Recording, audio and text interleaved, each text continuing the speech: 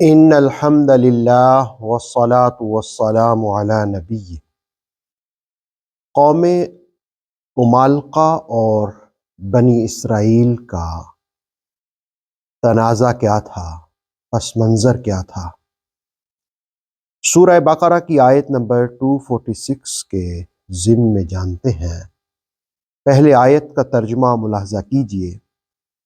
أَلَمْ تَرَ إِلَى الْمَلَإِ مِنْ بَنِي إِسْرَائِيلَ مِنْ بَعْدِ مُوسَىٰ، کیا آپ نے دیکھا نہیں اولاد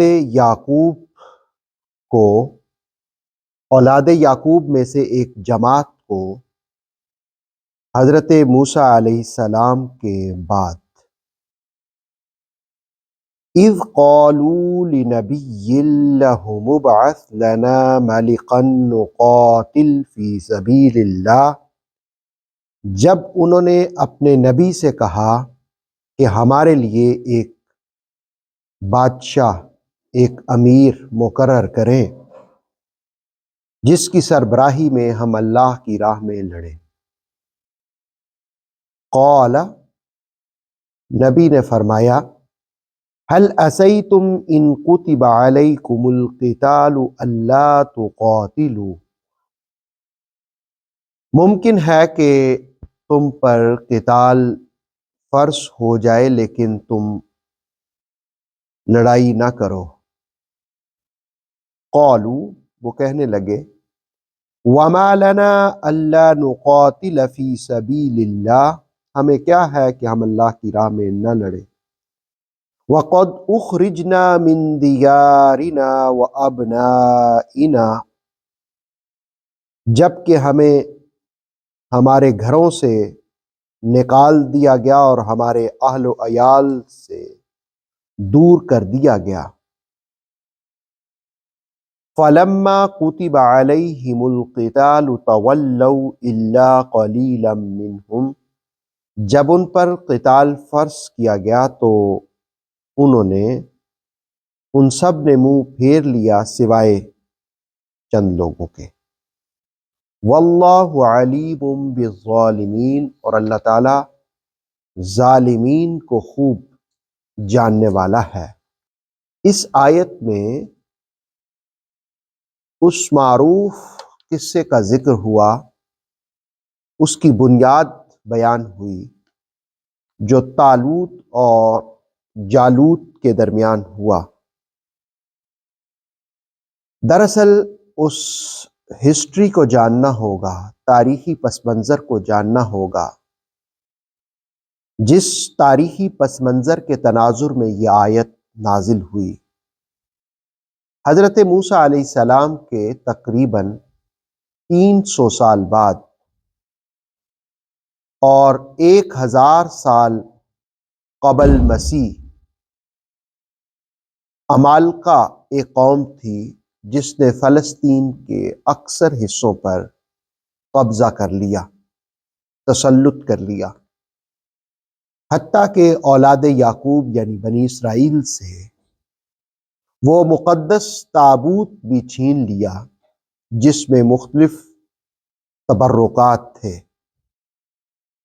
اب اولاد یعقوب کے اندر یہ جذبہ پیدا ہوا، یہ تحریک پیدا ہوئی کہ ہمارے بزرگوں کی جو میراث ہے ہم وہ واپس لیں. قوم اپنے زمانے کے نبی کی بارگاہ میں حاضر ہوئی. وہ نبی کون تھے؟ حضرت قتادہ کے قول کے مطابق یوشع بن نون، جبکہ سدی شمعون کا قول کرتے ہیں، لیکن اکثر نے شموئیل یا سموئیل رقم کیا ہے. اور وہب اور قلبی ایسے مفسرین کہتے ہیں کہ جس وقت حضرت حزقیل نبی کا وصال ہوا تو بنی اسرائیل میں خرابیاں پیدا ہوئیں. وہ خرابیاں اس قدر بڑھ گئیں کہ بت پرستی آ گئی. پھر اللہ رب العالمین نے حضرت الیاس جو نبی تھے ان کو مبعوث فرمایا۔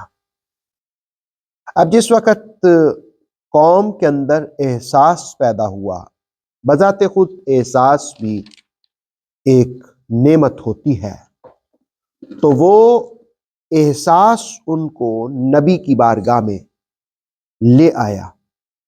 حضرت اسماعیل علیہ السلام اس وقت کافی عمر کے ہو گئے تھے، یعنی آپ بوڑھے بزرگ تھے، ایک طویل تجربہ اس قوم کا رکھتے تھے۔ وہ سمجھتے تھے کہ قوم جو دعوے کر رہی ہے ممکن ہے اس کو پورا کرنا ان کے لیے مشکل ہو جائے، لیکن قوم بضد تھی کہ ہمیں اللہ کا حکم سنایا جائے، اللہ کا اذن سنایا جائے۔ وہی ہوا، آیت کے آخر میں بیان کیا کہ اللہ رب العالمین نے ان کو اذن دے دیا، لیکن سارے کے سارے عمل پیرا نہ ہو سکے، تھوڑے ہی تھے جو عمل پیرا ہوئے۔ اور اللہ رب العالمین نے فرمایا کہ اللہ تعالیٰ ظلم کرنے والوں کو خوب جانتا ہے۔ اللہ تعالیٰ ہمیں عمل کی توفیق دے۔